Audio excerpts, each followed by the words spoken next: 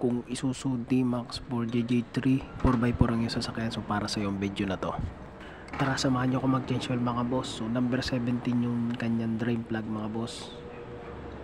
So pwede kayo mag-ready dyan mga boss ng number 17 na box wrench, or pwede rin naman yung socket tsaka slider kagaya nung ginamit ko dito.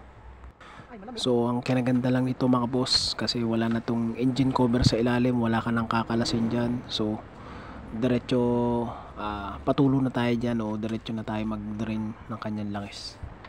Habang nagde-drain tayo dyan, so nag-check up tayo ng kanyang under chassis dyan sa ilalim.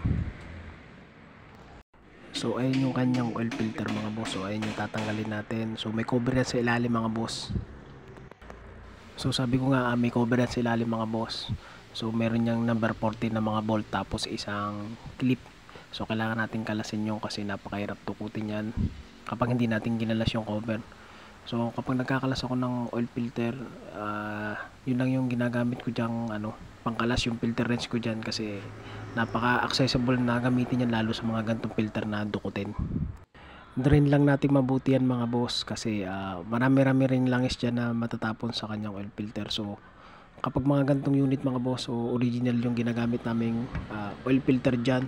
Tapos kapag wala na masyadong natulo dyan, so pwede na nating linisin yung surface ng paglalagyan ng ating oil filter. So make sure na may langis din yung o-ring, para sa susunod na pagkakalas natin ng kanyang oil filter ay hindi yan kumapit. Sa paghihigpit naman ng oil filter mga boss, so always na laging hand tighten muna ang gawin natin paghihigpit. So ialalay na lang natin yung filter wrench para maiwasan natin na mag-leak yan. Mas okay na rin na mahigpit yung kanyang oil filter. Kapag okay na tayo dyan mga boss sa kanyang oil filter, so kapag wala nang natulog sa kanyang drain plug, pwede na natin isara yan.